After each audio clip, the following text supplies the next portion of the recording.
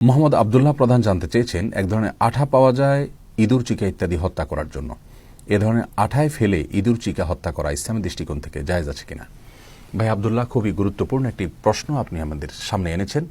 এই প্রসঙ্গে বলবো, সহিহ মুসলিমের হাদিসে আসছে রাসূল করিম সাল্লাল্লাহু আলাইহি ওয়াসাল্লাম ইরশাদ করেছেন, খামসুম মিনাল ফাওয়াসিক, অর্থাৎ 5টি প্রাণী এমন আছে যেগুলো ক্ষতিকর, দুষ্টু প্রকৃতির। এই টাইপের প্রাণীগুলোর মধ্যে থেকে একটি হলো ইঁদুর বা চিকা। এগুলো মানুষের ক্ষতির কারণ হয়, কষ্টের কারণ হয়, দুষ্টু প্রকৃতির হয়। নবী আলাইহিস সালাম এই প্রাণীগুলোকে হত্যা করার অনুমোদন দিয়েছেন। এই 5টি প্রাণীকে হত্যা করার অনুমোদন তিনি দিয়েছেন যেই কারণের ভিত্তিতে, অর্থাৎ সেগুলো কষ্টের কারণ হয়, সেগুলোর উপদ্রবে মানুষ অতিষ্ঠ হয়। এর উপরে ভিত্তি করে পৃথিবীর সমস্ত ওলামা একরাম, সকল স্কলারগণ একমত হয়েছেন যে অন্য যত প্রকার আরও ক্ষতিকর প্রাণী, পোকামাকড় হতে পারে, এগুলোর উপদ্রব থেকে বাঁচার জন্য, সেগুলো যদি ডিস্টার্ব করে সেখান থেকে বাঁচার জন্য মানুষ চাইলে সেটাকে হত্যা করতে পারবে। ইসলাম শরিয়া সেটাকে অনুমোদন দিয়ে থাকে। অতএব মৌলিকভাবে তো ইঁদুর বা চিকা হত্যা করা, এটা অনুমোদন রয়েছে, পরিষ্কারভাবে হাদিসের অনুমতি রয়েছে, কারণ এটা আমাদের কষ্টের কারণ হয়, আমাদের নানামুখী সমস্যা এরা সৃষ্টি করে থাকে, সেজন্য আমরা হত্যা করতে পারবো। কিন্তু এই চিকা, ইঁদুর সহ যত প্রকার জীবজন্তু বা পোকামাকড় আমাদের কষ্টের কারণ হয়, সেগুলোকে হত্যা করার ক্ষেত্রে ইসলামী শরিয়াত দুটি বিষয়কে মাথা রাখার নির্দেশ করেছে।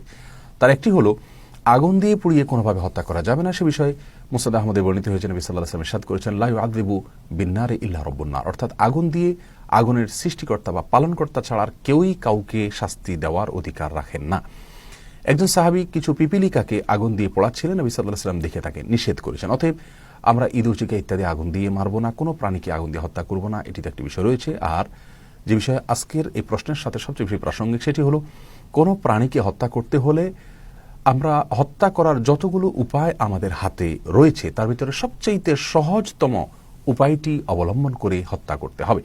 কোনো প্রাণী তার জ্বালায় অতিষ্ঠ হয়ে সেই প্রাণীকে আমি অনেক বেশি কষ্ট দিয়ে, আমার ঝাল মেটানোর জন্য, জেদ মেটানোর জন্য আমি তাকে অনেক বেশি কষ্ট দিয়ে হত্যা করলে সেটি আমার জন্য নিষেধ হবে, নাজায়েজ হবে, গুনাহের কারণ হবে। কারণ এই বিষয়ে সহিহ মুসলিমে বর্ণিত হয়েছে, রাসূল করিম সাল্লাল্লাহু আলাইহি ওয়াসাল্লাম ইরশাদ করেছেন, ইযা কাতালতুম ফাআহসিনুল কিতলাতা ওয়া ইযা যাবাহতুম ফাআহসিনুদ যিবহাতা, অর্থাৎ যদি তোমরা কোনো মানুষকেও হত্যা করার প্রয়োজন হয়, বিচারিকভাবে তার শাস্তি হয়েছে, তো তাকে হত্যা করার ক্ষেত্রেও তার প্রতি ইহসান করো, অনুগ্রহ করো, বেশি কষ্ট দিও না।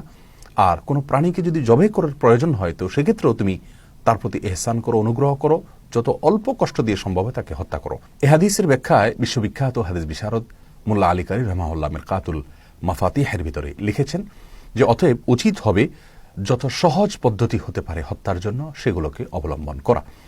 আমরা ইঁদুর বা চিকা হত্যা করার জন্য যে আঠার কথা বলেছি বা দেখে থাকি আমরা, এই আঠায় যদি কোনো ইঁদুর বা চিকা আটকা পড়ে, তাহলে সেখানে পড়ে থেকে সে মৃত্যুবরণ করে। এই মৃত্যুটা অত্যন্ত মর্মান্তিক হয়, অত্যন্ত অমানবিক হয়, অত্যন্ত বর্বর একটি হত্যা হয়, যার কারণে এটাকে আমরা বলবো করা উচিত নয়, এই পদ্ধতিটি অবলম্বন করা উচিত না, বরং এর চাইতে সহজ কোনো পদ্ধতি বা পথ অবলম্বন করা উচিত। ইঁদুর ওই আঠার উপরে যখন পড়ে যায়, অনেক সময় দেখা যায় সেই আঠা থেকে টেনে ইঁদুরকে সরানোর সময় তার শরীর চামড়া আঠার সাথে থেকে যায়, অন্য অংশটি সরে আসে, তাহলে ভয়াবহ একটি পরিস্থিতির মুখোমুখি হয় ইঁদুরটি, চিকাটি। অতএব তাকে হত্যা করতেই যদি হয়, আমরা এই পদ্ধতিতে হত্যা করব না। আমরা খাঁচায় বন্দি করে রেখে এরপরে সহজ কোনো পদ্ধতিতে হত্যা করে ফেললাম, হয়তো একটা বাড়ি মেরে হত্যা করে ফেললাম, অথবা অন্য কোনো পদ্ধতিতে হত্যা করলাম, বিষ প্রয়োগ করে হত্যা করলাম, কিন্তু ওই আঠায় ফেলে তাকে ধুকে ধুকে মরতে বাধ্য আমরা করব না। বিশেষ করে আপনি যদি আঠা বা এই জাতীয় কোনো কিছুতে তাকে ধরে রাখেন, এরপরে তাকে নিয়ে এসে হত্যা করেন এবং সেখান থেকে আঠা থেকে টানার সময় তার শরীরের অংশ ছিঁড়ে ফিরে না যায়, তাহলে এটা হারাম হবে না।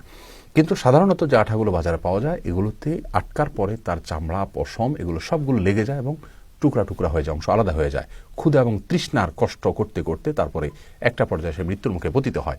আমরা কে না জানি সে হাদিস, যে হাদিসে নবী সাল্লাল্লাহু আলাইহি ওয়াসাল্লাম একজন আবেদা মহিলার জাহান্নামে যাওয়ার কথা বলেছেন, শুধুমাত্র একটি বিড়ালকে বেঁধে রেখে পানি এবং খাদ্য এগুলো থেকে বঞ্চিত করে ধুকে ধুকে মরতে বাধ্য করার কারণে। অতএব ইঁদুরকে এভাবে কষ্ট দিয়ে হত্যা করা ইসলাম শরীয়তের দৃষ্টিকোণ থেকে কোনোভাবেই জায়েজ হবে না।